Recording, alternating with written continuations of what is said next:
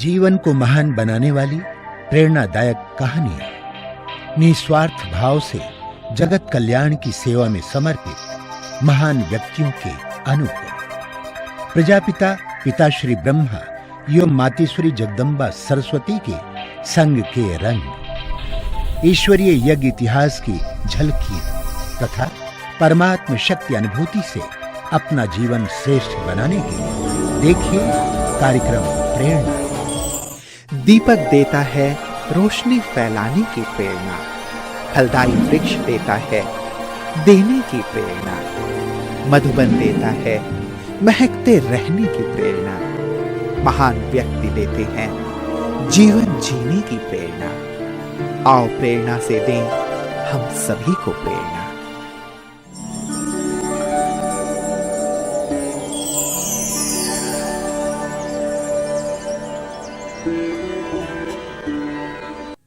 भारत का पहला योजनाबद्ध शहर एवं पंजाब की राजधानी चंडीगढ़ के समीप स्थित धनास के ब्रह्मा कुमारीज ईश्वरीय विश्वविद्यालय की सह संचालिका के रूप में परमजीत दीदी अपनी सेवाएं दे रही है। दीदी का जन्म 1958 में रांची, झारखंड में एक धार्मिक और संपन्न परिवार में हुआ। आप भक्तिभाव और धार्मिक कार्यक्रमों में विशेष रुचि रखती थी। गायत्री मंत्र का जाप करना आपको पसंद था। आपको इस ईश्वरीय ज्ञान की प्राप्ति 1971 में नवा शहर पंजाब में हुई। आश्रम के नियम, मर्यादाएं एवं शिष्टता से आप प्रभावित हुए।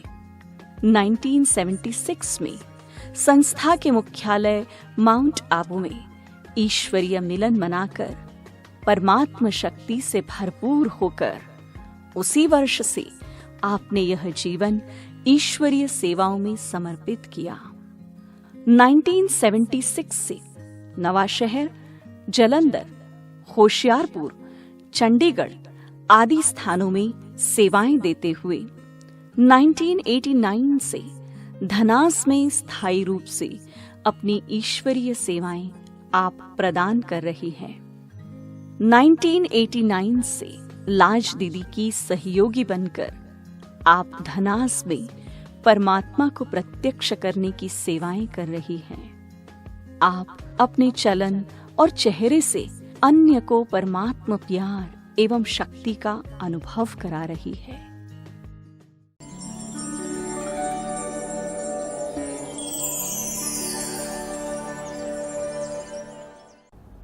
बचपन से ही जैसे माता पिता बताते हैं कि हमारे पड़ोस में एक बहुत बड़े गया जी के पंडित और पंडितानी दोनों बुजुर्ग युगल रहते थे, तो मैं उनके घर में ही ज़्यादा आया जाया करती थी। घर में लहसुन प्याज वाली चीज़ बनती थी तो मुंह में डालते ही वो थूक देती थी। और उनके साथ ही जैसे वो पूजा करते थे तो ओम भूर्भुवः स्वः का ये मंत्र जाप करते थे, तो हम भी उनके साथ करते थे। तब मैं 1 साल की थी और धीरे धीरे जैसे हम बड़े हुए, क्योंकि हम पंजाब नवा शहर जिला के रहने वाले, वहीं पे अपने दादा दादी के पास माता पिता ने छोड़ दिया हम भाई बहनों को। तो पढ़ाई करने की वजह से ताकि पंजाब का कल्चर इनके साथ रहे। बिहार में मेरे माता पिता का बहुत बड़ा बिजनेस था लकड़ी और कोयले का। वहाँ के कल्चर से अलग रहने के लिए मेरे माता पिता ने हम भाई बहनों को पंजाब में छोड़ दिया। तो जैसे जैसे मैं 7th क्लास में हुई तो मेरा जो ये जीवन का बहुत ही विशेष, बहुत महत्वपूर्ण दिन था जब मैं 7th क्लास में पढ़ती थी, वो भी अक्टूबर मास ही था। उस दिन स्कूल की पढ़ाई पूरी करके शाम की जब छुट्टी करके हम वापस आ रहे थे तो एक स्थान पर प्रदर्शनी लगी हुई थी, तो यही शिव बाबा की प्रदर्शनी। तो उस प्रदर्शनी को हमने भी देखा। तो जैसे हम देख रहे थे जिसमें जो शिव बाबा की किरणों वाला चित्र जो आता है, उसमें जो बिंदु रूप है उससे अचानक एक बहुत ही सुंदर जैसे लाइट निकल करके मेरे मस्तक को छू गई और मेरे अंदर उसी समय एक परमात्मा के लिए बहुत ही जैसे दिल की गहराइयों में आत्मा को परमात्मा ने छू लिया हो। वैसे लौकिक में मेरे पिताजी के साथ मेरा बहुत प्यार था और पिताजी भी मुझे बहुत प्यार करते थे। उस समय मुझे ये महसूस हुआ कि वो लौकिक पिताजी का प्यार जो है परमात्मा शक्ति के साथ, परमात्मा पिता के साथ सारा समा गया और मैं उस प्यार के सागर परम पिता में समा गई। साक्षात्कार कह लीजिए या उस समय परमात्मा पिता ने मुझे अपनी गोद में बिठा करके इस विश्व के कल्याणार्थ कुछ ऐसी सेवाएं करने के लिए उसी समय ही निमित्त बना दिया। क्योंकि मुझे आज भी याद आता है कि हमने एक मन में ये सोचा कि अचानक ये मुझे क्या हो गया है, मुझे भी ये सब करना होगा। क्योंकि स्कूल की ड्रेस में हम वाइट ड्रेस में ही थे और जो वहाँ उस एग्जीबिशन में लोग समझा भी रहे थे भाई बहनें, उनकी भी वाइट ही ड्रेस थी। तो मन में ये आया कि मैं भी तो ये सेवा कर सकती हूँ। तो 2 घंटे के बाद मैंने वो सेवाएं परमात्मा पिता, जिसे हम प्यार से शिव बाबा कहते हैं, वो हमारे से शुरू करा दी। और उसके बाद हमने एग्जीबिशन देखा तो 4 बजे तक हम एग्जीबिशन खुद ही समझाते रहे। तो जैसे हमें याद आया कि हम तो बहुत लेट हो गए, घर में जाकर डांट पड़ेगी, तो हम वापस घर जाने लगे। तो एक दीदी जी ने हमको पास बुलाकर कहा, चलो हम आपको बड़े बहन जी से मिलवाते हैं, आपने तो बहुत सेवा की है। तो हम बच्चे बुद्धि थे तो हमको बहुत हंसी आ रही थी कि हमने तो कोई ऐसी सेवा नहीं की। क्योंकि हम लोग जब अपनी माता पिता के साथ, दादा दादी के साथ गुरुद्वारा में जाते थे, वहाँ पर तो दूसरी सेवाएं होती थी जिसे कार सेवा कहते हैं, फिजिकल वर्क कहते हैं। लेकिन यहाँ तो हमने कोई ऐसी सेवा नहीं की थी, इसीलिए हम उनके कहने अनुसार हम बड़े बहन जी के पास चले गए। तो उनके पास लेके गए जैसे ही, तो हमारे साथ और भी बच्चे थे, मेरी छोटी बहन भी थी। तो जैसे जैसे वो ऊपर फर्स्ट फ्लोर पे योग में बैठे हुए थे, वो बड़े बहन जी जो जलंधर वाले राज दीदी हैं, योग में बैठे, उनके पीछे लक्ष्मी नारायण का चित्र लगा हुआ था और साथ में उसके ऊपर शिव बाबा का कास्कट। तो जैसे ही मैंने शिव बाबा को देखा, फिर मुझे वैसी ही रूहानियत भरी कशिश होने लगी। और उन्होंने जैसे आंखें खोल ली दीदी जी ने, तो मेरे से पूछा कि आप क्या बनोगे, तो लक्ष्मी बनोगे या नारायण बनोगे। तो मेरे मन में समझ नहीं आ रही थी क्या कहूँ, क्योंकि बहुत बाल बुद्धि थे। और उस समय फिर मैंने एक धक से कह दिया, क्योंकि मुझे ये लड़की वाला जीवन अच्छा नहीं लगता था, बंधन वाला लगता था। तो मैंने कहा मुझे नारायण बनना है। जनी नारायण का भाव था कि मुझे मेल पर्सन बनना है। उन्होंने, वो इतने योग युक्त थे, ऐसी गहरी तपस्या में बैठे थे, मुझे ऐसे लग रहा था कि वो जो परम ज्योति मुझे नीचे एग्जीबिशन में महसूस था जिसकी हुई, वो उनके पीछे वो लाइट सी जग रही है और मुझे अपनी तरफ खींच रही है। तो अन्यास मुख से निकल गया कि मैंने तो नारायण ही बनना है। तो उसी समय इतना ही जैसे मैंने कहा, और उन्होंने कहा इसके लिए आपको बहुत योग लगाना पड़ेगा। तो इतनी समझ तो नहीं थी। तो उसी समय फिर अपने लौकिक घर की याद आई कि हमें बहुत लेट हो गए हैं, घर जाने तक हमें बहुत डांट पड़ेगी। तो हम फिर वहाँ से जल्दी जल्दी वहाँ से निकल पड़े। तो उसके बाद फिर ये सिलसिला चलता रहा। जैसे उस दिन की बात बताते हैं कि जैसे रात हुई तो हम अपने स्कूल का होमवर्क करने लगे। तो जल्दी जल्दी होमवर्क करने के बाद तो सब लोग सो गए, घर परिवार वाले। तो मैं ऐसे बैठी तो एकदम आंसू, फिर इतने अपने आप आंसू आने लगे कि भगवान आ गया है। और उसी समय मेरे को, मैं उस परमात्मा पिता निराकार की संतान हूँ जिसका नाम शिव है, वो हमारे भारत में आ चुके हैं और मैं परमात्मा की आत्मा हूँ। ये 2 लेसन और तीसरा 3 लोग का चित्र जो है वो मेरी बुद्धि में एकदम समा गया था। पर मुझे तो नारायण बनना है, ये जैसे एक अंदर से लगन सी लग गई थी और फिर मेरे को नींद नहीं आ रही थी और ऑटोमेटिकली आंसू बरसते गए, इतना मतलब हुआ। और ऐसे ही नींद में आंसुओं में ही मैं सो गई। कल फिर स्कूल जाना था, वहाँ भी ऐसे ही मेरा चिंतन चलता रहा।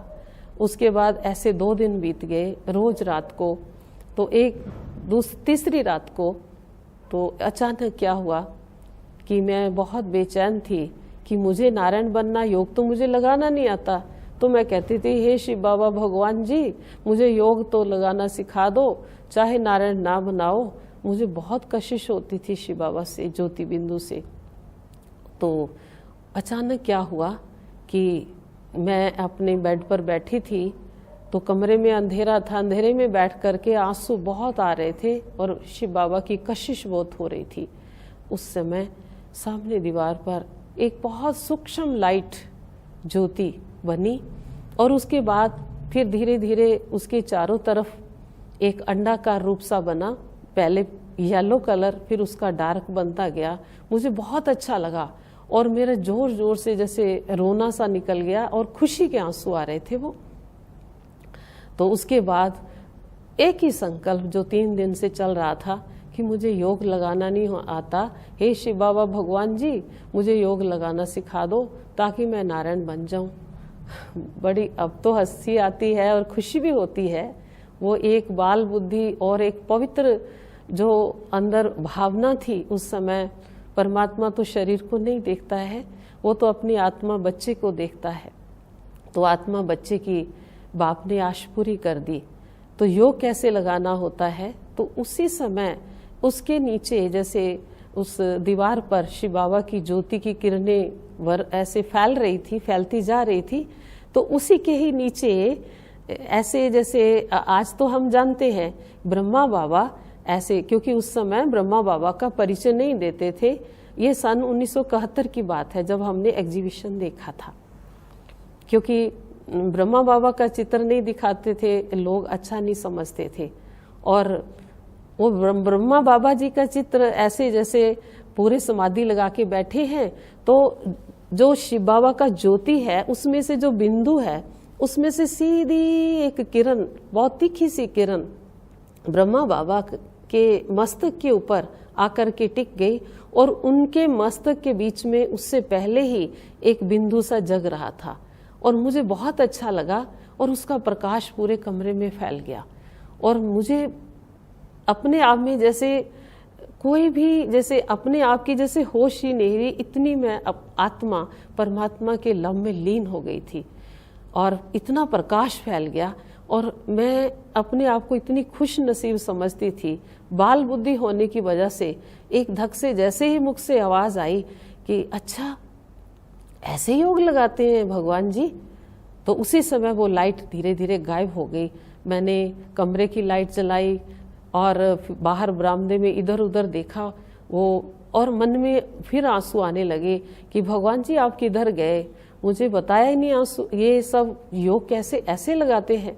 उसके बाद मेरा ऑटोमेटिकली योग लगने लगा और अच्छे अच्छे अनुभव होने लगे। जैसे जन्म जन्म की आत्मा की प्यास बुझ जाती है, ऐसे मेरा मन एकदम शांत हो गया।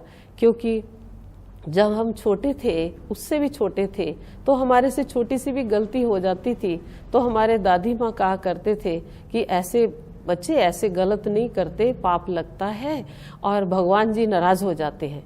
तो मेरे मन में भगवान के लिए और क्यूरियोसिटी तब भी होती थी कि मेरे पास भगवान जी आ जाए, गलतियां तो होती रहती है, तो मैं भगवान जी को मना लिया करूंगी, मुझे पाप ना लगे। ये सारी बातें जब तब खुली जब मैंने उस दिन एग्जीबिशन सुनी कि हम आत्मा ही परमात्मा की संतान है और हम आत्मा ही पाप आत्मा और पुण्य आत्मा बनती है।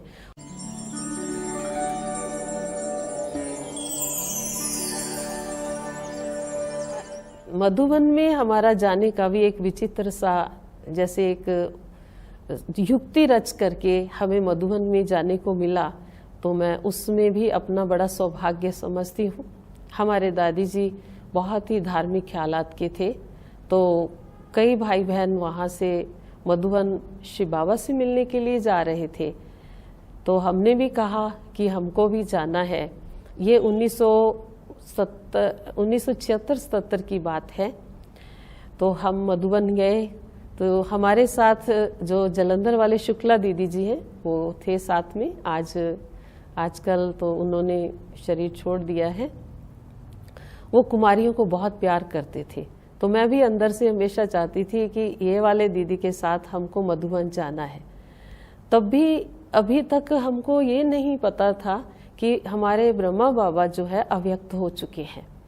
और जैसे ही मैं ब्रह्मा बाबा के फोटो को देखती थी तो उसी समय पता नहीं क्यों आंखों में बहुत आंसू आते थे, बहुत इतनी उनके प्रेम में लगन में मगन हो जाती थी।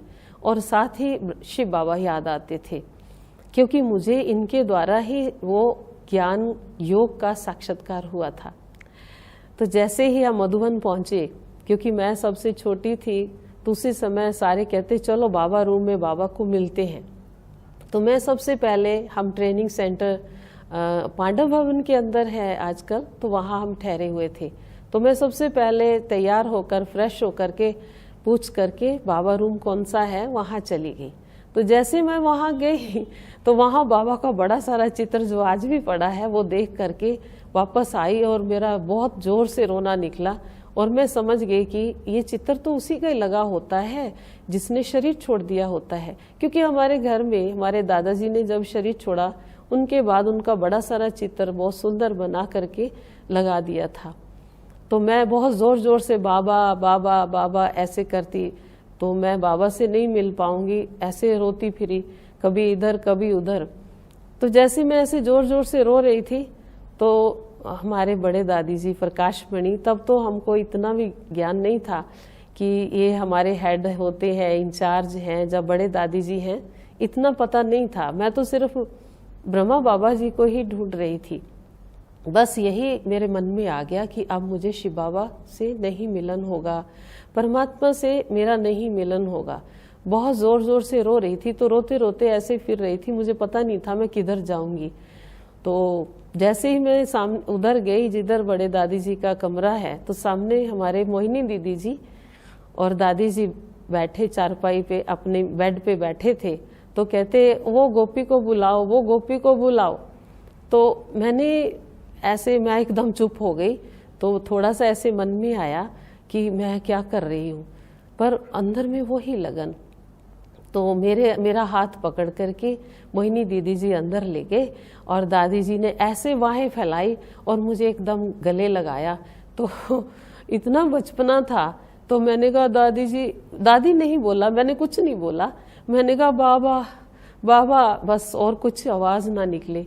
तो बहुत जैसे दादी ने मेरे को गले लगाया, मुझे ऐसे लगा दादी में इतनी शक्ति, जैसे मैं शांति के सागर में समा गई। पहले तो दादी जी ने मुझे गले लगाकर एकदम अशरीरी कर दिया, और उसके बाद फिर मैं एकदम जैसे शांति में आ गई। फिर मेरे को समझ आई कि मैं क्या कर रही हूँ। बहुत प्यासी गोपी आई है, बहुत प्यासी गोपी आई है, बस यही मेरे कानों में आवाज आई। तो कहते इनको टोली खिलाओ, टोली खिलाओ, मुख मीठा कराओ। मैं कुछ नहीं बोली। तो दादी ने फिर मेरी दोनों हाथ बाजू पकड़ करके सामने बिठाया, और इतनी मुझे शक्तिशाली दृष्टि दी कि मेरा चित्त एकदम शांत हो गया। और उतने में मेरे कहते बाबा से मिलना है, बाबा आएगा, बस इतना ही दादी जी बोले। मैंने सोचा कहीं दूसरे शहर में गए होंगे, तो फिर मैं शांत हो गई। तो उसके पीछे पीछे पीछे मेरे को ढूंढते ढूंढते शुक्ला दीदी जी आ गए। कहते मिठो तू किधर गुम हो गई? कहते दादी ये अभी नई है थोड़ी है। कहते हाँ बहुत अच्छी गोपी है, प्यासी गोपी है, बाबा मिलेगा, बाबा मिलेगा। बस ऐसे कहते कहते मैं हाथ में टोली लिए हुए, मेरा हाथ पकड़ करके शुक्ला दीदी जी उधर ले गए, कमरे में ले गए। उन्होंने मेरे को समझाया ये बड़े दादी जी हैं, ऐसे नहीं इनके कमरे में जाते, ऐसा होता है। इनका ठीक है जी। और फिर जब बाबा का आने का समय हुआ, फिर भी मैं देखती रही। तब तक हमारे शुक्ला दीदी जी बहुत ही प्यारे, क्या कहूँ, इतने अनुभवी मूर्त, उनको कुमारियों को कैसे अपने वश में करना है, बाबा के साथ कैसे जोड़ना है, उनकी अंदर की बातें बाहर कैसे निकाल करके उनको कैसे उनके जीवन में उतारना है, उनकी बहुत बड़ी कला थी। तो उन्होंने मेरे को समझाया तो मैं समझ गई। तो कहते आपको शिव बाबा से मिलना है ना, ब्रह्मा बाबा भी साथ में ही मिलेंगे, आप देखना। उस समय हम 12 का ग्रुप था। और एक बात और मुझे याद आती है कि जब हम आबू रोड पर उतरे, जब इधर से गए ही थे, तो वहाँ भूरी दादी जी हमको लेने आया करते थे, हाथ में टोकरी एकदम। तो एकदम आगे आगे सिकिलदे बच्चे बाबा के आगे आगे, और साथ में हमारे ओम प्रकाश भाई रेलवे आरक्षण वाले वो साथ होते थे। तो उनके हाथ में दादी जी की टोकरी में मैं देख रही थी, तो मुझे बहुत, तो मैं सच कहती इतना बालपन था कि मुझे अपने लौकिक दादी जी के तरह वो लगे कि इतना प्यार यहाँ मिलता है कि देखो ये जैसे मेरा अपना ये सारा घर है, अपना परिवार है। और इसी परिवार और इसी प्यार अलौकिकता के साथ मुझे लौकिक परिवार से आज तक भी कोई संकल्प नहीं आता है। तो फिर बाबा की बात बताते हैं। तो जैसे ही शिव बाबा, हम उस समय मेडिटेशन हॉल में ही मिलते थे, तो जैसे ही हम शिव बाबा के पधरामणी का समय हुआ, दादी जी, गुलजार दादी जी आके संदली पर बैठ गए। बिल्कुल सिंपल बैठते थे मेडिटेशन हॉल में। वो दिन मैं कभी नहीं भूल सकती हूँ। वो तो मेरे जीवन का हर पल में जैसे एकदम ऐसी गहरी प्रेरणाएं मिली उस समय से, और आंखों में प्यार के आंसू बरसते। वो तो आज भी जब सीन याद आता है, कई बार इतनी भरी सभा में भी, लेकिन कुछ ऐसे डिसिप्लिन्स होते हैं तो बहुत प्रेम की धारा बह जाती है। तो बाबा आए, तो जैसे ही बाबा आए तो हम सामने बैठे थे। तो बैठे तो बाबा बार बार हमें देख रहे थे, और मुझे इतना गहरा बाबा ने अनुभव और एहसास कराया कि बच्चे, मैं तुम्हारा बाप आ गया हूँ। और मुझे पूर्ण रीति गुलजार दादी जी के शरीर का भान एकदम खत्म, और जैसे साकार आंखों से देखते हैं प्यारे ब्रह्मा बाबा का शरीर पूरा दिखाई दिया। और ऐसे ही दिखाई दिया जैसे उस दिन मुझे पहले दिन 5-6 साल पहले मुझे साक्षात्कार के द्वारा मुझे योग का अनुभव कराने के लिए किया था। तो फिर ग्रुप वाइज हम मिले, पहले मुरली चली, आंसू वही प्रेम के बहते रहे। आगे बैठी थी तो बार बार अब मुझे याद आता है कि बड़े दादी जी साइड में बैठे थे, बिल्कुल सामने नीचे, और कितनी निर्माणता थी हमारे प्रकाशमणि दादी जी के अंदर। तो वो भी कभी मेरे को देखे, कभी बाबा को देखे। तो उस समय हम बीच में थे क्योंकि हम छोटे थे, और जो 10-11 लोग और थे आजू बाजू में थे। तो मुझे इतना, मैं बयान नहीं कर सकती हूँ, शब्द नहीं है, ऐसे प्रेम का सागर उमड़ गया, ऐसी ममता जाग पड़ी। बाबा ने दोनों, अव्यक्त बाप दादा ने ऐसे दोनों बाहें करके मुझे गोद में ले लिया। मुझे कुछ सेकंड पता ही नहीं चला कि मैं आत्मा उस प्यार के सागर में खो गई हूँ, और अंदर ही अंदर मुझ आत्मा को ऐसी शक्तिशाली प्रेरणा मिल रही है कि पता नहीं इसके बाद वो शक्तियाँ क्या काम करेंगी। वो शक्तियाँ आज मैं अनुभव कर रही हूँ कि कैसे इस आत्मा के द्वारा अन्य आत्माओं को वो अनुभव होते हैं। मुझे तो कुछ पता नहीं चलता है। जब भाई बहनों से हम सुनते हैं तब ये प्रेरणाएं, ये बातें, ये शिक्षाएं, वो बाबा के प्यारे अनुभव, रूह रुहान जो अव्यक्त बाप दादा से मिलन मनाए, वो याद आते हैं। तो बाबा ने उस समय वरदान दिया एकदम, और मुझे बाद में याद दिलाया मेरे सखी ने कि देखो आपने इतना थोड़े रोना था कि वो दादी की साड़ी सारी भीग गई, लेकिन मुझे नहीं कुछ पता चल रहा था। तो बाबा ने, अव्यक्त बाप दादा ने वरदान दिया, मेरे हाथों, मुखड़े को दोनों हाथों में ले करके, मीठे बच्चे सौभाग्यवान श्रेष्ठ आत्मा बने हो, औरों को भी बनाते रहोगे। तो सचमुच जो सत्य है, मेरा सत्यम शिवम सुंदरम, कितना सत्य और कितना कल्याणकारी, सबको सुंदर बनाने के लिए आए हुए हैं। तब हमको ये सब पता नहीं था, लेकिन तब तो एक आत्मा उस प्रभु प्रेम के सागर में एकदम लीन थी।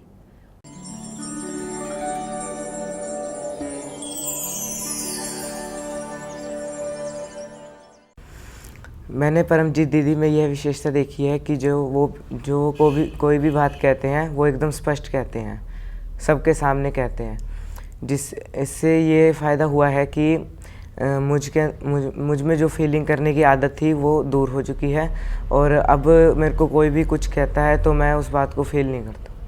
अब बहन परमजीत की बात ले लो। अगर जब मैं पीछे मेले में आई तो मैंने इनसे बात की, मैंने कहा ये बहुत ही अच्छे तरीके से इतना आपने किया हुआ, कैसे किया? तो मुझे लाज बहन जी ने बताया कि ये सारी प्लानिंग परमजीत जी की ही है, उन्होंने इशारा किया है। वो किसी काम में अब लग जाती हैं तो रात रात भर जाग कर भी उस काम को पूरा करती हैं। वो उसका पूरा सामने एक उदाहरण था मेरे सामने उनकी मेहनत का और डेडिकेशन का, ये उनके बारे में मैं कह सकती हूँ।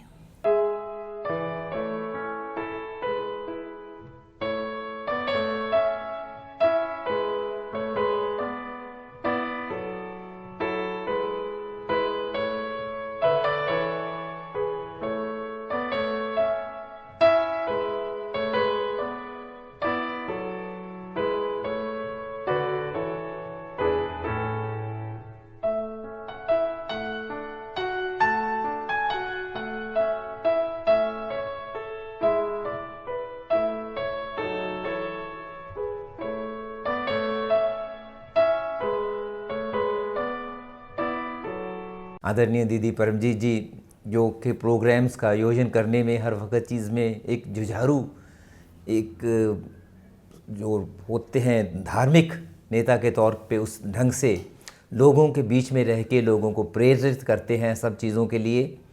और अच्छे अच्छे प्रोग्राम्स में यहाँ देखा वही कि जीवन के जो हम लोग भटक जाते हैं अपने जीवन से कहीं, उनके लिए कैसे क्या प्रोग्राम बनाए जाएं, कैसे लोगों को फिर जो एक लक्ष्य है, जो मैं कह रहा था शायद एक बहुत अच्छी अंडरस्टैंडिंग दोनों दीदियों के बीच में है उसके हिसाब से कि कोई भी किसी जगह पे इंसान किसी भी जगह भटक जाए अपना, जो यहाँ आके इनसे मिल लेता है, 10 मिनट यहाँ लगा लेता है, शायद उसका एक जीवन का रास्ता ही बदल जाता है।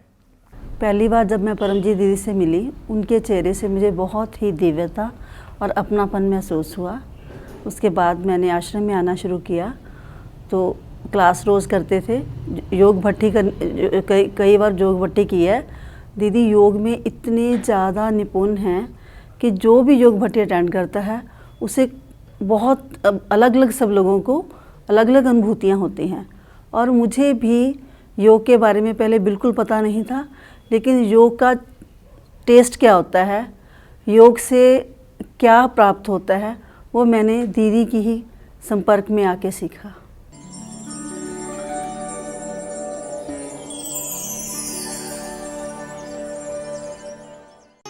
वरदान लुटाने वाले, सद्ज्ञान सुनाने वाले, वरदान लुटाने वाले, सद्ज्ञान सुनाने वाले, आठों ही प्रहर मेरे तेरे ध्यान में लग जाए, वरदान लुटाने वाले, सद्ज्ञान सुनाने वाले।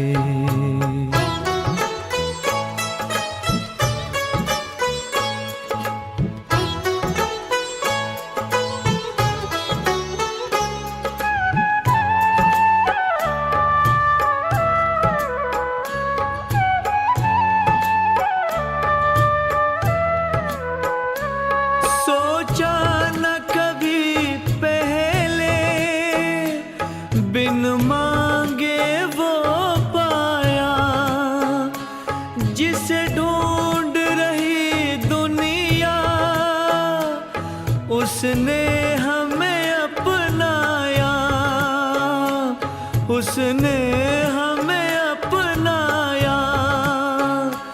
कोई पूछे कौन मिला, मुख कैसे बतलाए, वरदान लुटाने वाले, सद्ज्ञान सुनाने वाले।